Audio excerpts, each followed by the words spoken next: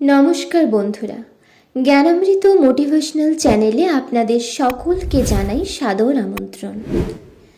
শ্রী শ্রী ঠাকুর রামকৃষ্ণদেব বলছেন, নামের খুবই মাহাত্ম্য আছে, কিন্তু অনুরাগ না থাকলে কি করে হবে? ভগবানের জন্য প্রাণটি ব্যাকুল হওয়া চাই। শুধু নাম করে যাচ্ছি, কিন্তু কামিনী কাঞ্চনেও মন রয়েছে, তাতে কি হয়? কিছুদিন নির্জনে সাধনা করতে হয়, তবেই ভক্তি লাভ হয়, জ্ঞান লাভ হয়। তারপর গিয়ে সংসার করো, তাতে কোনো দোষ নেই। যখন নির্জনে সাধনা করবে, সংসার থেকে একেবারে তফাতে যাবে। তখন মা, বাবা, স্ত্রী, পুত্র, সন্তান, আত্মীয়, পরিজন কেউ যেন তোমার কাছে না থাকে। নির্জনে সাধনের সময় মনে মনে ভাববে, আমার কেউ নেই, ঈশ্বরই আমার একমাত্র আপন।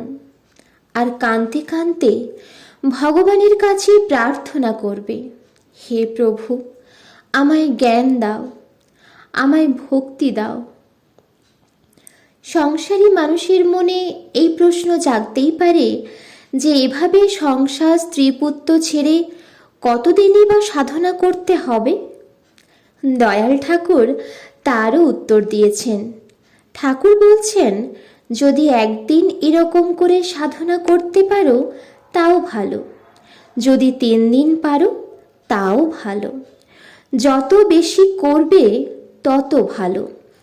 1 মাস, 3 মাস, 5 মাস, 1 বছর, যে যেমন পারবে তেমন করবে। জ্ঞান ভক্তি একবার লাভ হয়ে গেলে তারপর সংসার করলে আর কোনো ভয় থাকে না।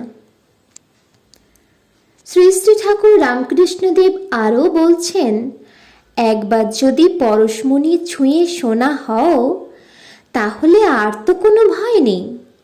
বহু বছর মাটির নিচে চাপা পড়ে থাকলেও সোনা তো আর তামা হবে না, সোনা সোনাই থাকবে। আমাদের মনটি হলো দুধের মতো। সেই মনকে যদি সংসার জলে রাখো, তাহলে তো দুধে জলে মিশে যাবে।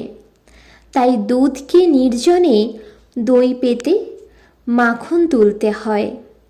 যখন নির্জনে সাধনা করে মনরূপ দুধ থেকে জ্ঞান ভক্তিরূপ মাখন তোলা হয়, তখন সেই মাখন অনায়াসেই সংসার জলে রাখা যাবে।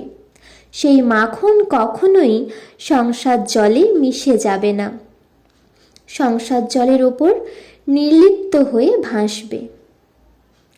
আবার দয়াময়ী শ্রী শ্রী মা শারদা কাউকে দীক্ষা দেওয়ার পর তাকে বলতেন, নিয়মিত জপ করবে, জপেতেই সিদ্ধি লাভ হয়। নিয়মিত ধ্যান জপ করতে হয়। জপের একটা নির্দিষ্ট সময় রাখবে, সকাল সন্ধ্যা তার কাছে বসতে হবে। ধ্যান যদি নাও পারো, নিয়মিত জপ করবে। বন্ধুরা, আশা করছি ভিডিওটা আপনাদের ভালো লেগেছে। যদি ভালো লেগে থাকে তাহলে অবশ্যই লাইক, শেয়ার, কমেন্ট করবেন। আর আপনি যদি এই চ্যানেলে নতুন হন তাহলে অবশ্যই চ্যানেলটিকে সাবস্ক্রাইব করে আমাদের পাশে থাকবেন। জয় ঠাকুর, জয় মা শারদার জয়।